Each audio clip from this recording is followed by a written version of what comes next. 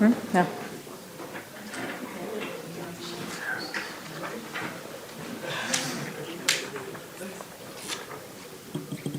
So hello again, everybody, and welcome to the first workshop of the Beirut Security Debates, which we have titled, What Does Trump Have in Stock for the Middle East? Allow me to quickly introduce our distinguished panel today.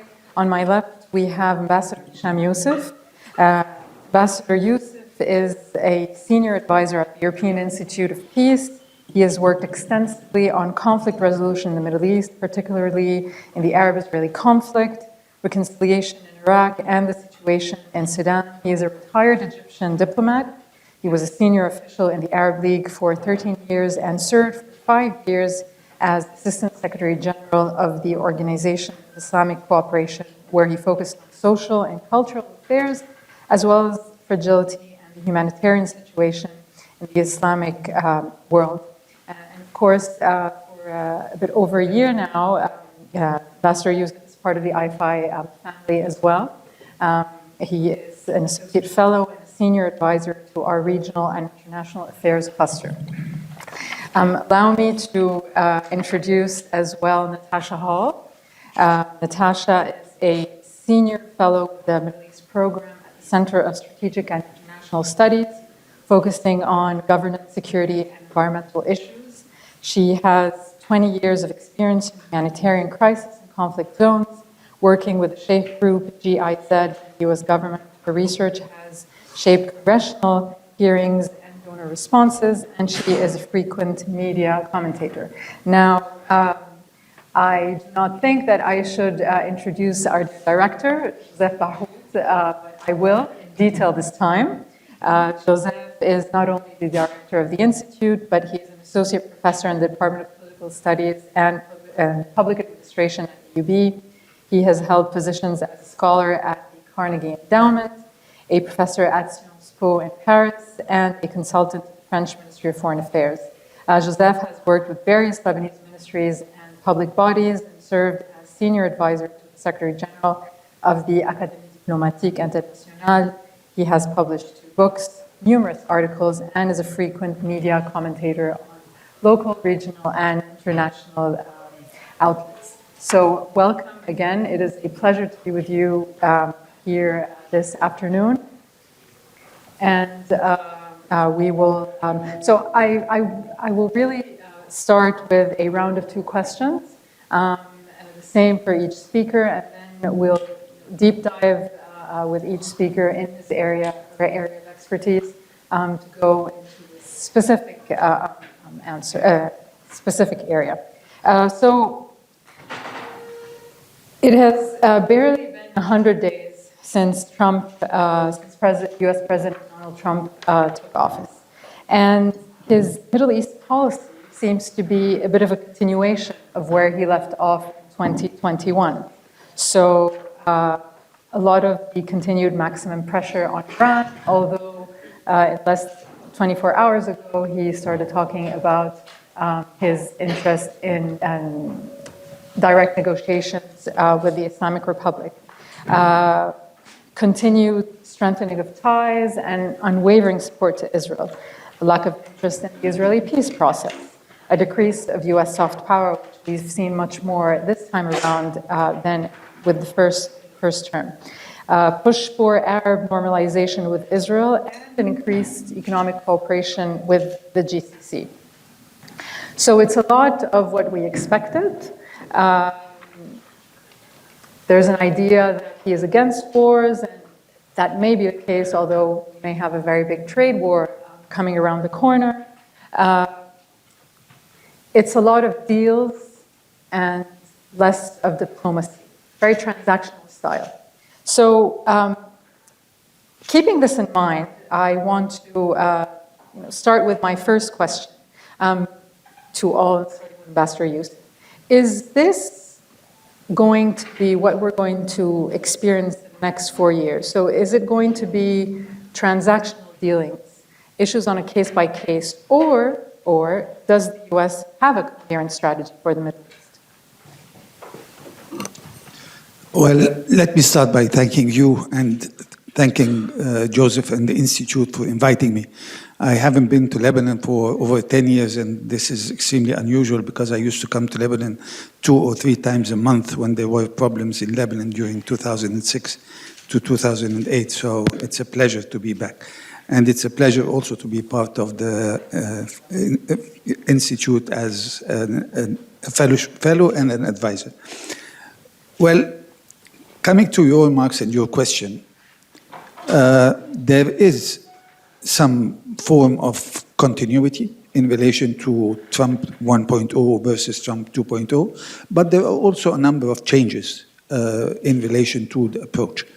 And I'll be talking mainly about this issue and maybe touch on the situation in the Israeli-Arab conflict and in relation to Iran. In relation to the strategy, you mentioned transactionalism, absolutely.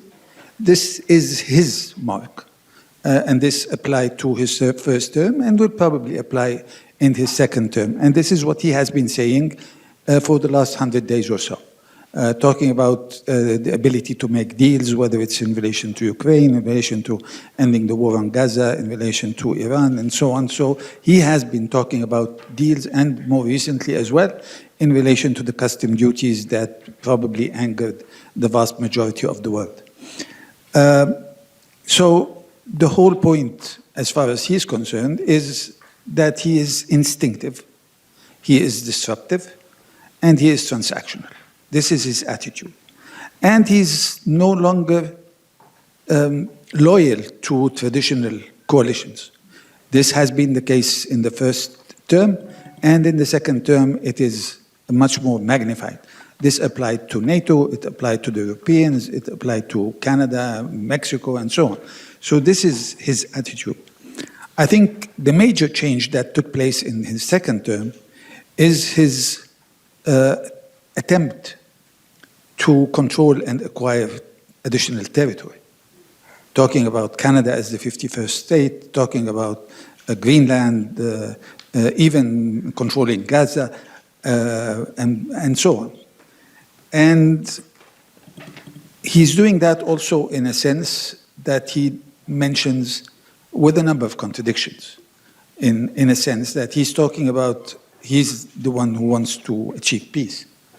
But then at the same time, he attacked the Houthis, something that I don't think that anybody would have expected to happen that fast without any specific development that justified that.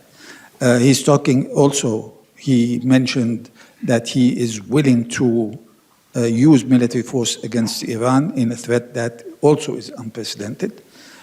He did not rule out the use of force in relation to the situation in Panama and Greenland. So this is new.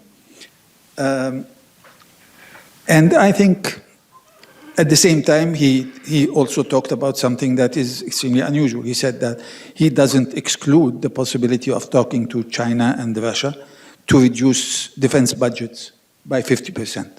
So we have messages that are quite different, and this applies to all kinds of issues that we are dealing with. And as far as the Middle East is concerned, I think his approach is predicated on 3 developments that took place in his first term. The first one is in relation to moving the US embassy to Jerusalem. And he himself said that. He said, I was warned by all kinds of experts that this would, hell will break loose and so on. And you see, nothing happened. So this was the first. The second was in relation to the Abraham Accords. He said, I was also told that nothing will happen in relations between Egypt and in relation to Israel and Arab countries, except after peace is achieved. But I was able to achieve the Abraham Accords.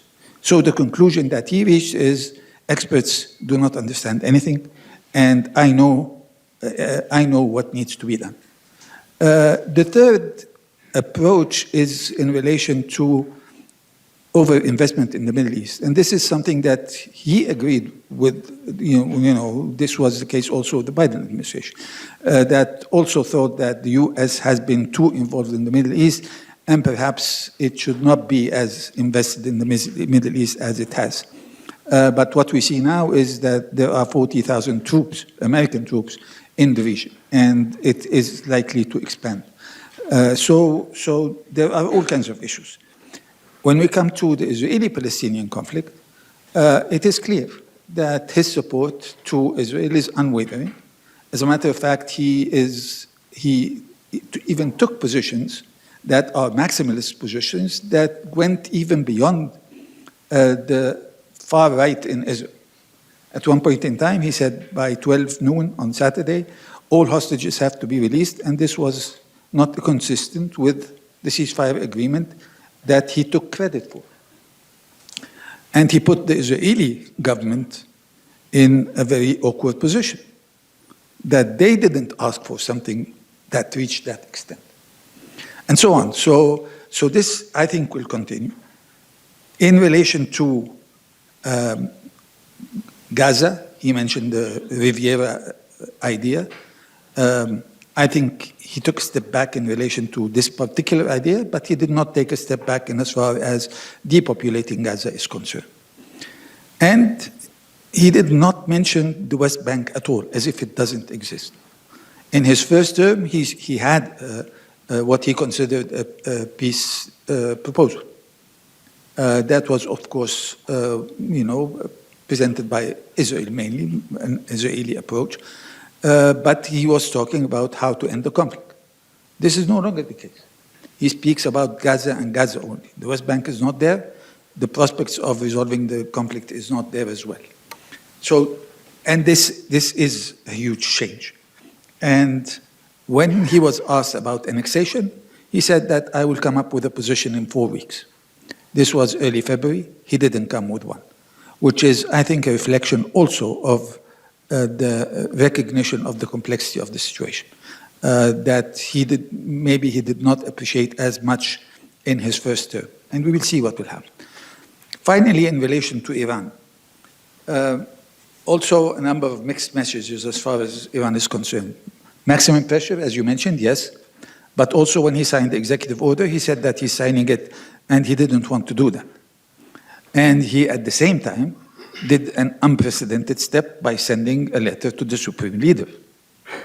And there was a response from Iran, and the response was somewhat confused because the messages that came out of Tehran was different than the message that came out of Iranian officials in Vienna working on the nuclear file or in New York working on all kinds of other political issues. But at the end of the day, they said, okay, we're ready for something that is indirect. And then he announced yesterday with Netanyahu that there is high-level talks that will take place on Saturday. But he did not disclose the place, and so on. So there are all kinds of developments pertaining to this issue as well. And we will see, because as I mentioned, the military threat was quite clear. And of course, Iran had to oppose that, but we will see how the situation develops. But at the end of the day, the situation in the Middle East and the Trump approach will continue to be totally unpredictable.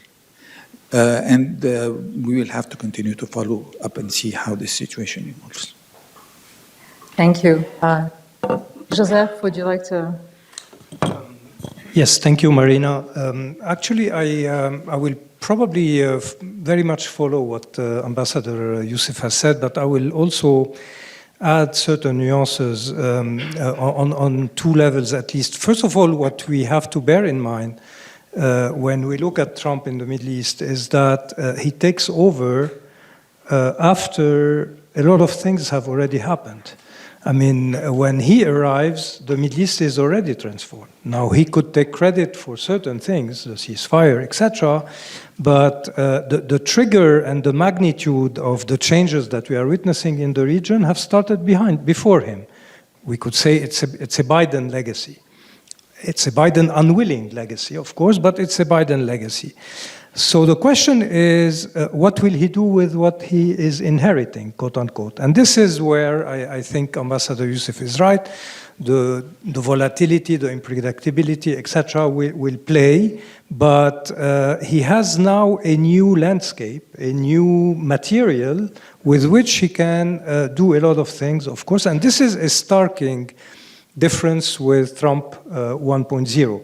Now, I'm leaving Iran aside because probably on Iran there is a continuity, meaning oscillation between maximum pressure and something else. Now, to push forward, what would be, I mean, if we have to project ourselves, let's say that Trump won, was a little bit, first of all, he took time before his administration took over, if you remember. He took 1 year in order to appoint people. Things were not clear. This time he's much more prepared, which is a difference. He's much more prepared, and he's much more probably willing also to change radically certain things, including within the US. And we are seeing this on many levels and on the trade wars. And this is something new. But now, facing this new landscape, what can we, bearing in mind that Trump is Trump and Trump is volatile, disruptive, spontaneous, contradictory, whatever you have, what can we say about the quote-unquote vision or plan? Is there a Trump doctrine for the Middle East, which is in the making? I would say at least three points. I wouldn't say pillars, because they are not yet pillars, but they are, let's say, stepping stones. The first one is this idea that his advisors are floating very much, which is peace through strengths, okay? Meaning we're not peacemakers, we're not only peace dealers, we are enforcers of peace, okay? His advisor, Boulos Masad, said it very often. Others are saying it very often. And this will apply at least to Iran. Unfortunately, and here I agree with my friend Hesham, it is already, if not has already been applied to Palestine. The way Trump perceives the problem, the Israeli-Palestinian question, is, I would say, by dissolving the problem instead of solving it, or solving it through dissolving it, meaning you make the problem disappear, it has been solved. And you're making it disappear by simply eradicating a whole territory. So the problem is not anymore here. You see, I mean, this is his fantasy, of course. And this is where the idea of transfer and etc. comes from. So this is the first, let's say, pillar, peace through strengths. The second one, I think, is because of his obsession with Obama and then Biden and the GCPOA and etc. And as you said, Ambassador Youssef or someone else, I think Muhannad, his obsession with this idea that I'm a man of peace and not a man of war, I won the Nobel Prize and etc. An ambition, and this is very paradoxical and difficult for him, to reach not only a deal with Iran, but a transformational deal with Iran. The question for me, which I don't know the answer to, is will this transformational vision on a peace deal with Iran reach the level of regime change? You know, Obama used to say, the GCPOA is only a transactional deal. It's not a transformational deal. We are only solving the question of nuclear centrifuges. The rest we'll see after. Trump wants a transformational deal. He wants to reshape. He said once before he became president, I would include Iran in the Abraham Accords. Now, he didn't say I would include the Islamic Republic of Iran in the Abraham Accords, so which opens a whole door on his vision and the vision of his advisors towards the regime. And I think that here a footnote, the regime question for Trump is very much predicated and related to his vision of the rivalry with China. For him, putting Iran out of let's say the complex in which it is today, Russia-Iran, is a huge strategic gain in the global powers rivalry. And this is important. The third pillar, we all said it, is to continue to pursue, to fulfill the Abraham Accords, but that are not definitely this time a sort of political set of agreement, but more a sort of grand design, as Ishaq has said and others, a grand design of, let's say, business entrepreneurial scheme. I mean, exchange of AI, of energy, of capital, of etc., in which politics is a bit absent. We'll talk about Saudi Arabia. This is now the difficulty he faces. My third point, very quickly, where probably the answer to the question on what is Trumpism in the Middle East is very complicated to answer. And here I will add certain nuances to what Ambassador Youssef has said. We talk about Trump, but there is an entourage of Trump. And this time, in Trump 2.0, the entourage is very different from the first one and very particular. A lot of things have been written on that. You have a very interesting built-in contradiction within the Trump administration between a very strong, I don't know if people are familiar with what's happening in the US, a very strong MAGA base, Make America Great Again base, that is his electorate and part of his administration. Someone like Tulsi Gabbard, for example, who's the National Intelligence Director, it's not a small position, is definitely a MAGA isolationist and to wars. Putin is a nice guy. Even Assad, for her, was a nice guy at one point. So you have this branch in this administration that is still shy, I would say, in front of another branch of the administration, which are more, it's uneasy to call them, but I would call them neoconservatives, because they are not neoconservatives in the ideological sense of the term. They don't care about democracy promotion, etc. But they are interventionist with force, plus with a very strong anti-Iran bias, and a very pro-Israeli bias. Here you can take the examples of Huckabee, of others, of Hexet, of who quote the Bible every time they are asked about the Middle East. Which segment of his administration will finally win over his mind, bearing in mind that Trump's mind is difficult to inform and to impact? Okay, so this will be a fascinating question for the 4 years to come. Last point, but I will talk about it more on Saudi Arabia. This tendency, and Ambassador Youssef said it, this tendency to be sometimes harsher with his friends and allies than he is with his supposed foes and enemies. So these are the parameters that we know about Trump. Now, what will he do with it? I don't know. And what will he do with this new landscape that he has, that ultimately Bibi Netanyahu has prepared for him, and that he probably today will want to exploit in a way.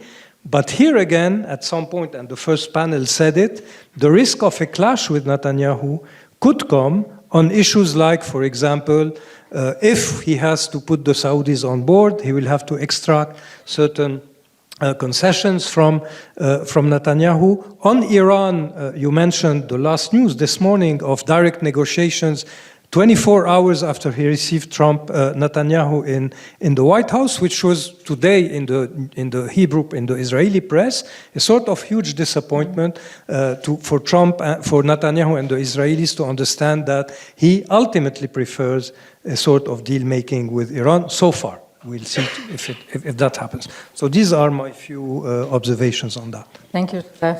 Natasha, so I think there's an agreement of a lot of what's happening right now is a continuation. Peace through strength, deals not diplomacy, unpredictability. Is this shaping into a coherent strategy from Trump for the Middle East? First, thank you to the Hesham Faris Institute and Friedrich Ebert Stiftung for the invitation. It's an honor to be here and to talk about what I think is a very important issue. I think as probably one of the only people coming from Washington, D.C., I probably need to take a step back and explain what the situation is like right now in Washington, because I do think it has bearing on everything that we're talking about today and the nuances that we're talking about, but are not being discussed in Washington right now for a variety of reasons. Right before coming here, I was speaking to someone from the DoD, Department of Defense, and he essentially said, we are like soldiers in World War I trying to decide whether or not to go over the berm and face the attack. And he wasn't talking about Russians, he wasn't talking about any kind of foreign enemy. He was talking about Americans and this administration. So that is the situation right now in Washington, D.C. Those that would formulate policy, those that would be in the weeds, those that would be talking about the details that we're going to talk about here today, most of those people that have been educated and experienced on this are either fired or they're terrified. So that's the situation. So what we're looking at, and Youssef talked about this a bit, but the people that are in charge of this policy are not people that are accustomed or knowledgeable about the nuances of the region, let's put it that way. But with that said, I would actually talk about this as a continuation of Biden, not just Trump 1.0, to be totally honest here. I mean, I think quite notoriously, the US hasn't had a strategy for the Middle East in over 15 years, arguably. And they've sort of shifted to a policy that relies quite heavily on what Israel wants, Israel being essentially its proxy in the Middle East, a sort of elite bargains model that ignores the realities on the ground completely. And that's why we've seen ISIS, that's why we've seen the persistence of Iranian influence in Iraq and other places, that's why we saw October 7th, that's why we saw the persistence of the Houthis in Yemen, that's why we've seen the fall of Assad. I could go on and on and on about the number of times that the US and others have been somehow surprised that people are unable to deal with the status quo, an insufferable status quo in the region. And that's because they're talking to elites. They're not really thinking about what's actually happening, how people are actually surviving the exchange rates that we're seeing across the region. I don't know how people are surviving. And frankly, to just deal with all of those irritants from the skies, so airstrikes, et cetera, which is obviously not a sustainable policy, but that's essentially where we're at right now. There's clear limitations to that strategy, but it seems like a lot of the Gulf states, I would say, and Israel and the United States have sort of bought into this strategy, this model, that I think that President Trump is continuing. I think there was a hope that he likes peace and that he would strong-arm the likes of Netanyahu and others into a peace deal. It's looking like that's not exactly happening. I think he is more interested, the big difference, I think, between Biden and Trump is the optics part, but not necessarily the outcomes. It remains to be seen if the outcomes are going to change tremendously. And, you know, obviously this isn't sustainable. This isn't a sustainable policy to rely on Israel, who is quite comfortable with forever wars, it seems, in the region. You know, we have a third of America's THAAD batteries in Israel right now. Half of the B-2 fleet is in Diego Garcia. A second aircraft carrier is going back to the Middle East again. And, you know, the Pentagon is burning through standoff weapons in Yemen right now. I don't see how any of this is sustainable or builds towards what President Trump initially said that he envisioned. And that's not even to mention Israel's, you know, I think something like 90 ground incursions and 60-something airstrikes in Syria in just the past couple of months. But what's interesting is that I was recently on the Hill last week and talking about how we need to have a more proactive strategy, how we need to have some kind of policy that takes advantage of the situation in Syria right now. Because what's happening is that Israel could potentially drag the United States further, deeper into wars around the region. I got laughter that Israel would drag us into wars or that we'd have boots on the ground in Syria, to which my response was, haven't they already done that? And don't we already have boots on the ground in Syria? So it's an interesting kind of disconnect in terms of what's actually happening on the ground here, what CENTCOM is actually having to deal with. And I think that, I mean, I'm quite pessimistic at this point now. I mean, going back to the situation in the United States, I don't know if anyone had noticed, but there was big protests in Washington, actually across the country on Saturday, that were sort of about the DOGE campaign and the firing of federal workers, amongst other things. But alongside that, there was a Palestinian protest. Not just about the war in Gaza, but also about the university students that have essentially been disappeared in recent weeks. And there was almost no coverage of that. And so I think we need to think about what's going to happen, what is allowed to happen in the Middle East, given that there's very little back and forth in terms of policy debates in the United States right now on this particular region, on this issue. So I think the notion that Trump could actually move forward with a lot of the things that he said, which I think is merely rhetoric, to get a better deal, I think in the long run, he is not interested in the details of how to make those things happen, in terms of Gaza, in terms of Syria, in terms of Iran, Yemen, et cetera. His reticence, let's say, to deal with the details, I think is going to be very problematic in the long run. The only place where I've seen a little bit of difference there is Lebanon. It does seem that there is a lot of interest within this administration with regards to Lebanon. There's a lot of Lebanese people that are involved in the administration.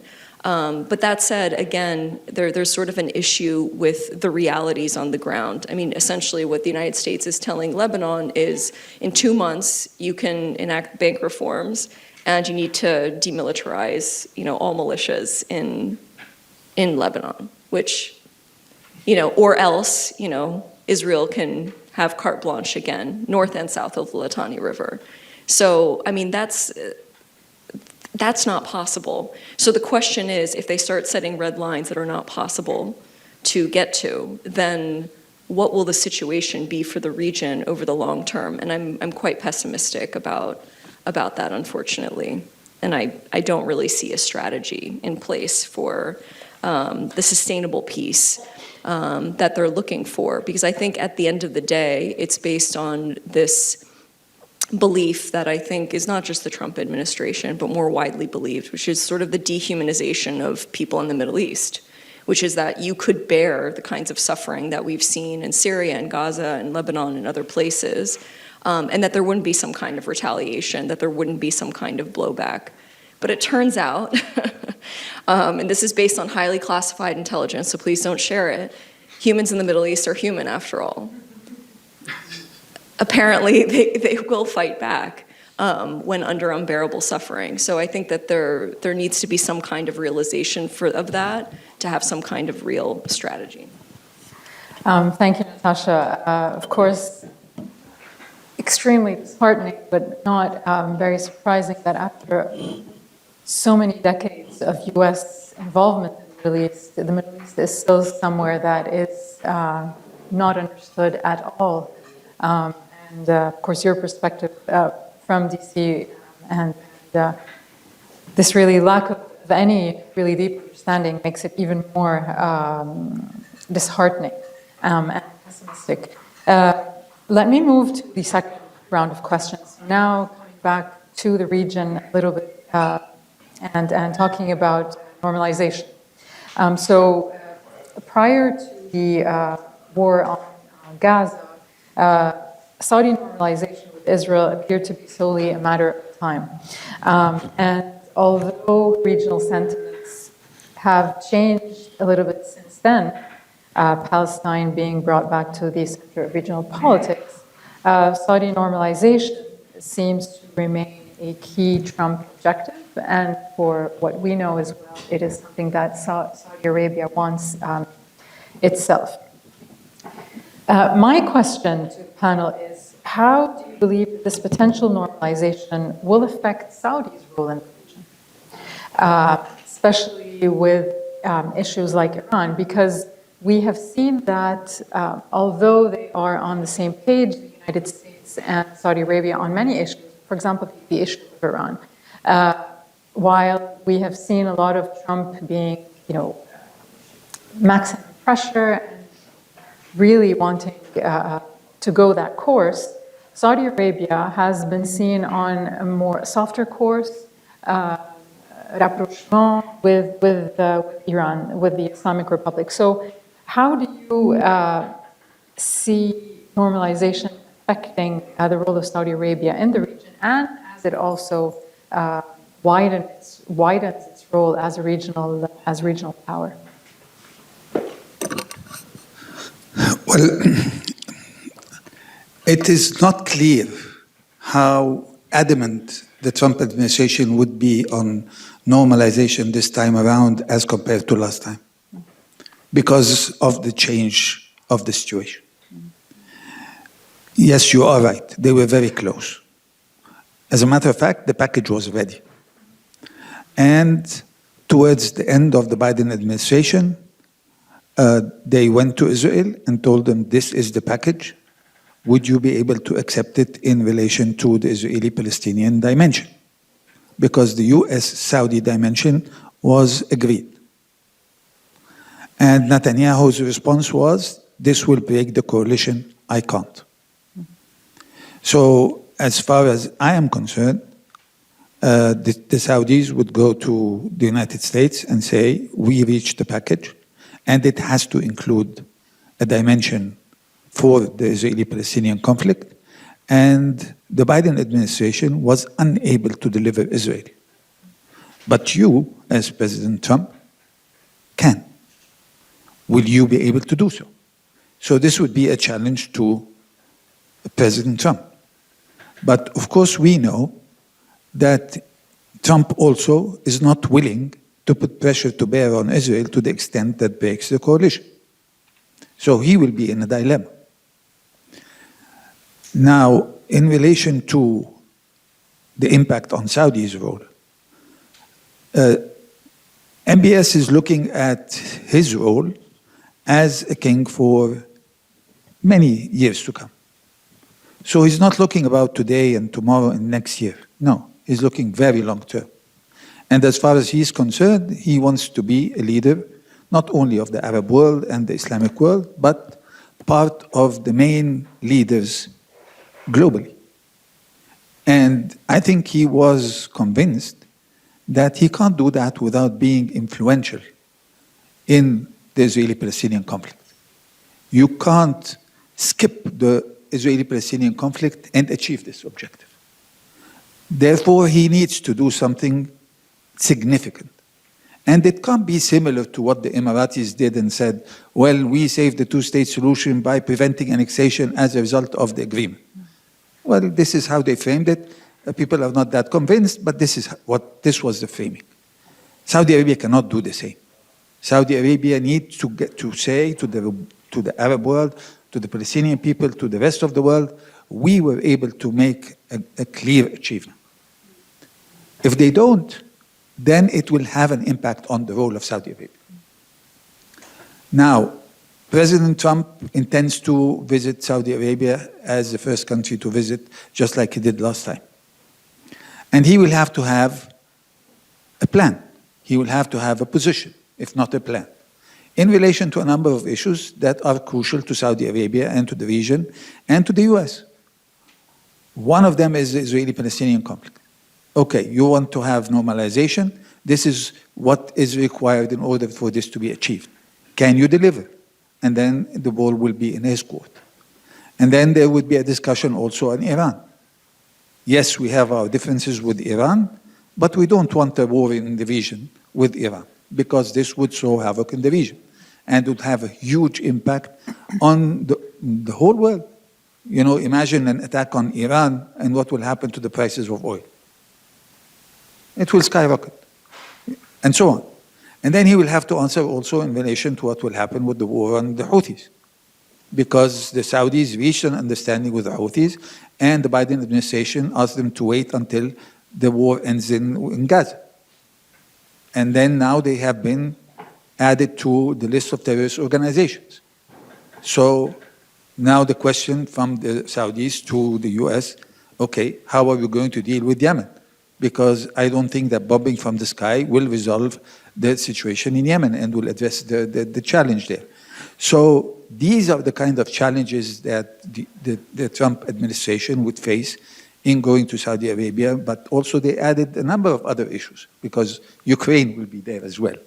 And Syria also may be there on the agenda as well, and so on. So this will be a crucial visit for the Middle East and for the way forward in as far as a number of these conflicts are concerned. And I think we will have to continue to see how this will play out, because it will be consequential in relation to a number of conflicts. Thank you. So again, Joseph, is normalization, in your opinion, imminent? And how will that play out with MBS in Saudi Arabia? Because there also seems to be a bit of a disconnect between what he wants and what Saudi public opinion is concerned, especially in what relates to the war in Gaza and the Palestinian issue. I will put normalization in maybe a bit broader context. I will answer it, of course. First of all, I think that without exaggerating, probably Crown Prince MBS was probably about among the 2 or 3 other leaders in the Middle East, I won't name the others, who are actively not only betting on a return of Trump to the presidency, but working for it. And this is interesting. So there is something at stake here. The Kushner-MBS relation never stopped during the Biden presidency. On the contrary, it increased. Jared Kushner's fund received, I think, many billions from the PIF, from the PIF during the Biden presidency. So there is an investment on both sides, and I think that both are expecting a return on this investment. Second, I think, remark before we get to the normalization. If we accept the premise, and this is a premise I accept, that if there is a rationality behind October 7, if there is a rationality, one of these rationalities was to curtail the process of normalization precisely with Saudi Arabia. So now I will be maybe provocative. Probably because of that, Trump will be keen on achieving normalization. This is the way he thinks. Okay, you wanted to disrupt this, I will force it on you. Now here we find, or we meet the challenges that Ambassador Youssef is saying. I don't think that Saudi Arabia can do only a business deal as normalization. It cannot be an Abraham Accord only business deal like the UAE, like Bahrain, like Morocco, like etc. It has to be something substantial. And it was a surprise for many that during the Gaza war, the Saudi position was quite persistent and steadfast, relatively, of course. Okay, we're not exaggerating, but it was. So this is the first challenge where he will have to extract from Netanyahu something valuable in order for the Saudis to join, and this is something he wants them to do. This is maybe we differ. The same with Iran, of course. I think that for Saudi Arabia and MBS, the reconciliation with Iran, or let's say the rapprochement with Iran that was done under Chinese auspices, which is important and interesting also, is something of a value, and he won't squander it. This is why also I think that in the calculus of this administration, a war with Iran has to be calibrated, the decision has to be calibrated very, very carefully, because it would antagonize, would at least put in danger some of the Gulf allies. Another point which has more to do with the internal dynamics of Saudi Arabia that you mentioned, Hesham, I think that as much as MBS is in the course of building a global leadership, and I fully agree with that. He wants to be part of the club of these, 10 powerful men, unfortunately, so far on earth. With Xi, with Erdogan until as long as he's alive, Putin, etc. And he's doing that with a huge geopolitical ambition, as you said. For example, it's not a small thing that Saudi Arabia steps in as a mediator between Ukraine and Russia. This is not something easy for a Middle Eastern country. However, there is also a very strong component to that, a strong domestic component to that. I think that part of the ambition of Crown Prince Mohammed bin Salman, partly linked to his global leadership quest, is also the transformation of Saudi Arabia as a society. The big projects, Neom, Al-Ula, etc., are the one we see, but the huge transformation in terms of class structure, of demography, of youth outlook, of mode of life, of etc. And this will be important in his relation also with the US. And I'll end with another point, which is very important for MBS, as a global leader in Quest, which is that he is keen on keeping his balancing act with China, if not also with Russia, at the same time that he wants to keep it with the US. And this, I don't know, in the psyche of Donald Trump, okay, he's transactional, but he could be also exclusive in his relations. I don't understand how much he will accept that Saudi Arabia really walks on two, at least, legs or feet, one US and one Chinese. And I don't see Crown Prince Mohammed bin Salman, for all the reasons that I have mentioned, really squandering away the very good relation that Saudi Arabia has constructed with China. So these are the components of the puzzle, and I don't think it will be easy. But what I think is very important is that at that level, at least, Saudi-American relations between Trump and MBS, the personalization of the relation and of the equation will be something very important, probably more important than with other partners of the US in the world. Thank you, Joseph.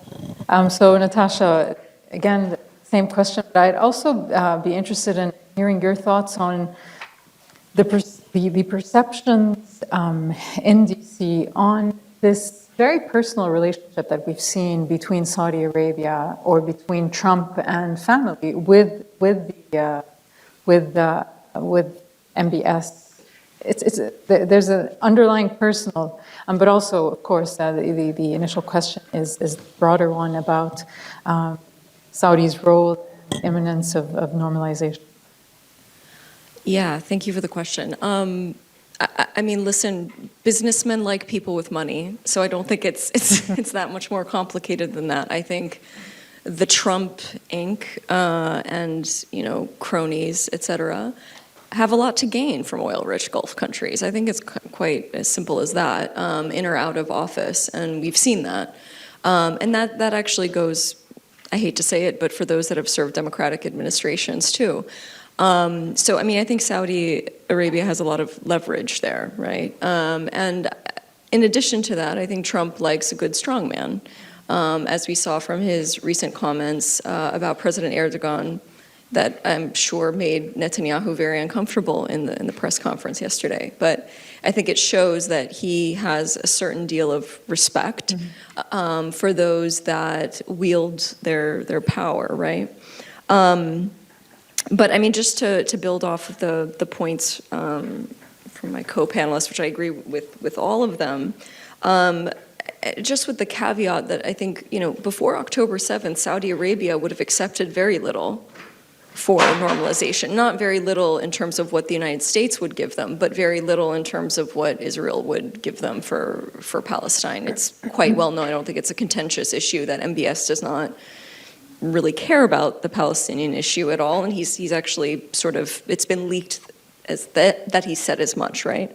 But I think the bigger issue now is probably twofold. One of them is I don't even think Israel would provide sort of the optics of a deal, saying that, maybe there could be peace later down the line. I mean, really anything that Saudi Arabia would be asking for, and I think that's the biggest issue right now. I mean, if we look at what's going on in Gaza right now, I mean, it's hard to believe that this current Israeli administration would be able to say anything in terms of not just a two-state solution, but I mean, really anything beyond statements of overt ethnic cleansing that continue to this day. The other thing that Saudi Arabia is going to need, and Hesham and I were talking about this yesterday, but is real guarantees from the United States. Because what we have now is a different US than we had probably 30 years ago, where there were differences, but there was a fairly consistent sort of Middle East strategy. Whereas now we have, a huge back and forth between administrations. We're going through a world that's experiencing growing pains and major geopolitical shifts. And so Saudi Arabia doesn't want to fall victim to another situation where it's called a pariah state by the next administration. It wants to ensure some kind of defense pact, which I think is reasonable if they're willing to normalize with Israel, which would not only make it a pariah state, I think, amongst many in the region, but also set it on bad terms, I think, with Iran and others that it's been working quite hard for a rapprochement with. So I think, in terms of that landscape, it's hard for me to imagine that there will be a deal, an open deal anytime soon. That said, I think, Saudi Arabia for years has been getting towards normalization. So I think the more covert aspects of that relationship will probably continue. Thank you. Thank you, Natasha. The last round of questions is going to be specific to each of our panelists' area, professional focus, and then we'll open the floor for Q&A. Ambassador Youssef, given your extensive experience with the Arab League, the Organization of Islamic Cooperation, and your understanding of, the Arab scene, in response to, and in a rare show of unity, shall I say, 2 months ago, in response to Trump's, how shall I call it, outrageous Middle East Riviera proposal, in a rare show of unity, Arabs came up with a counter-proposal, with a counter-plan. Now, regardless of the viability of that plan, I was very happy to see Arabs coming together and proposing this to counter Trump's plan. Do you think that we will be seeing more of such unity and more active Arab diplomacy countering America or Trump's unpredictability in what relates to Gaza and in what relates, to the important issues in the Arab world? Well, this is a difficult question. But I want to say one remark before going into that regarding public opinion in Saudi Arabia, building on what Joseph mentioned and what was mentioned by Natasha as well. The book by Bob Woodward, The War, there was a leak about something that was mentioned by MBS to the Americans regarding Gaza. Because he said, I did not expect that public opinion and the young people in the Saudi Arabia are that attached to this issue as much as they are.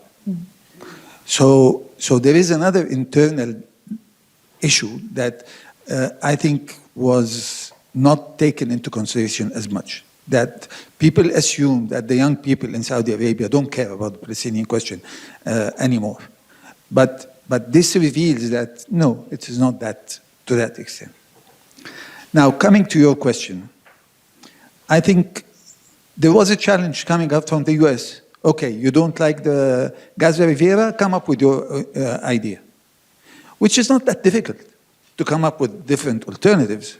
And I think the US also should have said, okay, this is an option, and we have other options. You can't have the United States as the superpower of the world coming to address this issue with an approach that is based on the Gaza Riviera. But they've had, Yes, of course. they've had the opportunity to do so. And and they don't intend to do so. And as a matter of fact, even yesterday in the press conference between Netanyahu and Trump, this issue was mentioned again. That maybe the approach should be that Palestinians should leave as much as possible, and for this to be built.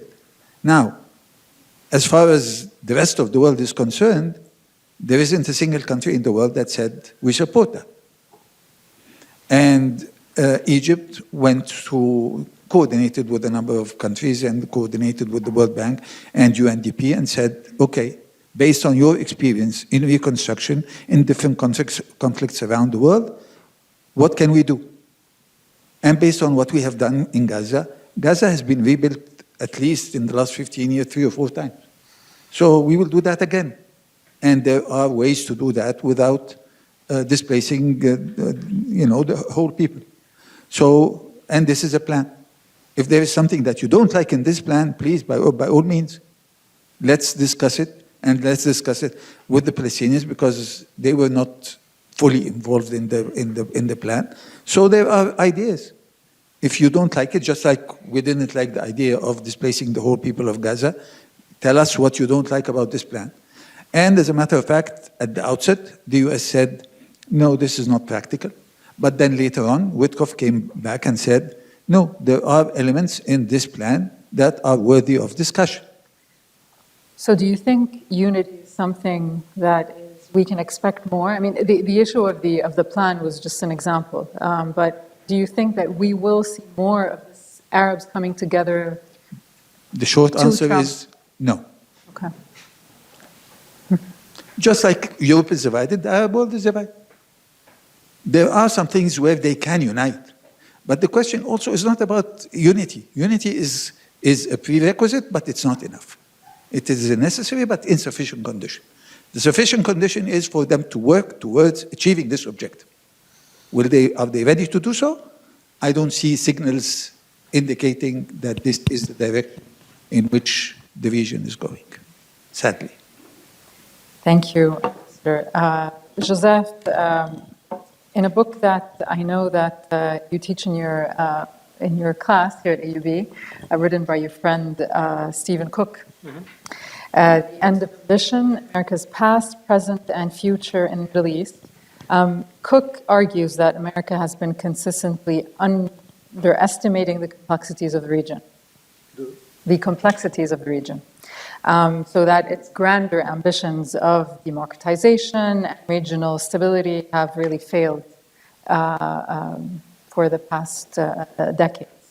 And he calls for the US to adopt a more pragmatic and less interventionist policy in the Middle East. So if we take that into the Lebanese context, and what we've seen so far from the White House and the envoys, Deputy Special Envoy and the Special Envoy, when talking about Lebanon, they talk about very specific issues. And as Natasha had mentioned, so banking reform, economic reform, the disarming of Hezbollah. Do you think that Trump indirectly is already adopting a bit of a more realistic approach to dealing with Lebanon? And also, how do you see U.S. foreign policy evolving in Lebanon in the Trump administration? I don't know if what you are echoing from Natasha is realistic, because as she said, I think it's very unrealistic, at least in terms of timeline now. The aim and etc. maybe is on the table. Here, two things. I think that, my impression is that on Lebanon, the continuity between Biden and Trump is probably the strongest, on two levels. First of all, well before Trump was elected, almost the same talking points towards Lebanon were already adopted by the Biden administration lately. Late during the war. I can almost paraphrase them, if not quote them. We want to reach a situation where Hezbollah is no more in the political landscape. We didn't want this war, but this could be something beneficial in the end, etc., etc. It was said. So I think that Trump is only now prolonging this. The second thing, which is a continuity factor, it was ironic and funny that Prime Minister Salam suggested that to Special Envoy Ortegas 2 days ago. Actually, Biden already also in Lebanon did something very transactional, which was the maritime deal. The maritime border delineation was exactly what we could define as a transactional deal. You can continue the conflict. The conflict is there, Hezbollah is there, the war is there, the border has not been delineated. However, on a business oil energy deal, we can have something. This was a Biden approach, and so if we agree that Trump is as transactional, I see a continuity here. This is where the irony of what Prime Minister Nawaf Salam said to Ortegas. He said, I think the good model that you could adopt in order for us to be led towards negotiation with Israel that we are refusing as Lebanon is to adopt the Hochstein model. He said it.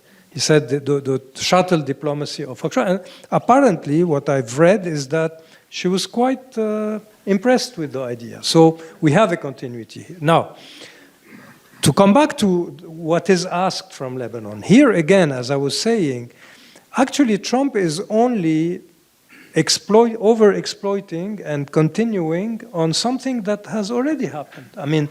he's not initiating the war against on Lebanon or against Hezbollah. He's only, of course, he probably loved it. He wants to seal. And he wants to seal the found deal. the pager operation one of the most beautiful things in history of intelligence and etc. Okay, but now he's saying, okay, fine, I have this landscape. Let me take the maximum out of it. Here we reach the question of realism, irrealism, etc. The timeline, etc.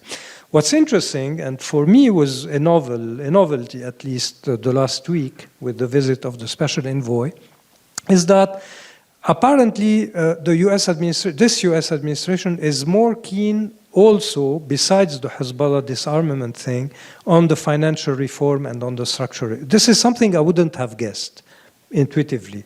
And this is something for me that is interesting, meaning that in Washington there is a more granular reading of what Lebanon is, which maybe contradicts what Steve Cook says in his book. Maybe the presence of a big number of Lebanese around the Trump administration, not only within the Trump administration, but influencers, lobbyists, and etc., has led to this result. But this is something I think interesting. The second thing, to come back to Saudi Arabia, which was our last question, I think it was also interesting for a country that is, for a president, Trump, who is very much against multilateral formats and very much on a selfish mode of action, that he is still considering on Lebanon that the quintet has a strong validity. And the quintet has worked a lot in order to produce the President of the Republic, probably the Prime Minister, and now the quintet is still on a working mode to solve the issues of reform and etc. Which means that maybe on Lebanon, is there a Lebanese exception in the Trump administration? I don't know. I think it's an interesting question for a paper, but I think it needs to be digged more deeply. But here, I think, and I'll end here. The question will be the dose of realism of the demands that are put on Lebanon, at least in terms of timeline and deadline. Now, also to be fair, a lot of what the demands on banking and financial is linked to Hezbollah. So not only, yeah. Decreasing economy. Yes, but if you read the wording, wording of the last statements, and yesterday I think Mrs. Ortegas, or before yesterday, was on a Lebanese TV. She embarked on very granular points of the banking restructuring, which is not exactly only, and on the conditions for the IMF and etc., bank secrecy. Of course, all of this is related to the cash economy, to the shadow plan, etc. But there is a strong, let's say, and I think here probably the quintet is something influential, because I think that the French and the Saudis have also these same concerns in mind. Thank you, Youssef. Natasha, I'd like to ask you about Syria. So in a piece that you wrote for Survival Journal earlier this year, and in what relates to a possible U.S. role in a post-Assad Syria, you know that there is certainly room for the U.S. to play in a comprehensive stabilization and transition in that country, but Trump doesn't seem to have any taste for that kind of pragmatic engagement. So with what's going on in Syria, with the challenges that are faced by Syria, whether it deals with mostly the keeping Syria as a unified country, and with all the geopolitical battles that are taking place for Syria, whether it's with the GCC or Turkey as well, do you still believe that Trump will stay away from Syria, and what are the risks to that? Yeah, there's a lot of risks. Not just because even if the U.S. isn't there, it's there with foreign terrorism designations and sanctions, and the fact that it was one of the biggest aid donors to Syria, and it's pulled out from Lebanon and from Syria for the most part. So it's also asking Lebanon and Syria to do all of these things with less support, which is quite challenging. I mean, I wrote a piece in the New York Times just last week, also making the same plea again, that this is a moment of opportunity, a historic moment of opportunity, one would say, to rid Syria of nefarious Iranian influence and other kinds of illicit trade that have kept Syria afloat for at least the past 14 years, if not longer. And, you know, another administration would have also seen an opportunity in getting rid of Russia in, you know, the US's traditional sphere of influence, but I don't know so much about this administration. The issue is that what they're doing is very slow-moving progress, which I fear is simply gaslighting. We've seen a list of demands issued to Shaybani, the foreign minister in Syria, that encompass things like getting rid of foreign fighters and, you know, high-level positions in government, to more cooperation on security issues. And then maybe they'll rethink some of the Caesar sanctions and, you know, extend the General License 24, which was, you know, quite minimal. I mean, it's slightly crazy for me to think about that because, one, I don't know what more security cooperation means. I mean, that there's a very fuzzy line there. I don't know when you get to the line where suddenly some sanctions are lifted. In the meantime, how is this government going to secure the country or monopolize violence? And when you ask, you know, congressional staffers this, they just kind of shrug their shoulders. Well, they can't take security assistance from Russia because then they'll you know, it's CAATSA sanctions and whatnot. And I said, but then who's going to provide them with the security assistance in order to secure the country? They shrug their shoulders. So it's, you know, I mean, I think what we're looking at is a policy towards wanting this government to fail, right? And what's horrifying and terrifying for me is it's unclear who would take its place. It's unclear who would take its place that would have any kind of legitimacy amongst the tens of thousands of hardened fighters within Syria today. I mean, even if you look at something that's a bit more, I think, understandable, which is the foreign fighters issue within government. I mean, the thing is, do any of those countries want to receive those people? I mean, it's unclear to me that they do. We've been dealing with thousands of ISIS fighters in the Northeast for how many years now, and nobody wants to take them back. So would you rather them under the control of a government that you're actually engaging with, or would you rather them all over the world, God knows where, doing God knows what? It's unclear where this policy is headed. What I think is happening is this desire to have Turkey maintain sort of control over the north. Russia comes back and, you know, controls the central belt, and Israel stays, you know, somewhat indefinitely. But the problem is, first of all, that's not great for Lebanon or any of the surrounding countries, right? I mean, Youssef talked about some of the illicit trade and things like that. I mean, that's only going to, the continuation of sanctions, the continuation of these designations is only going to lead to the proliferation of illicit networks throughout the region and the corruption that we've seen throughout the region that has been extremely, detrimental to economic growth or stability. So, I mean, I think that there's a lot of missed chances here.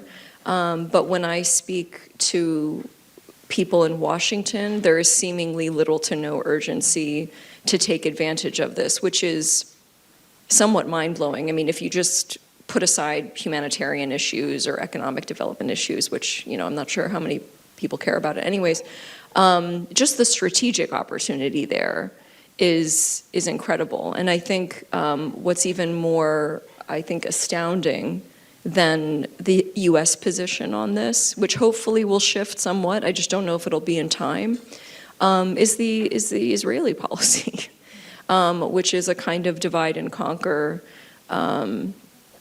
policy for Syria, which seems to me to be a bit short-sighted in light of, I would think, the long-term strategic opportunity for Israel to sort of rid this, you know, Iranian proxies from the heart of the Middle East. I mean, you could look at it as a political Islam problem, but you could also look at it as a means by which to get rid of Iranian influence, which Iraq and others have been, and Lebanon has been struggling with for, you know, decades now.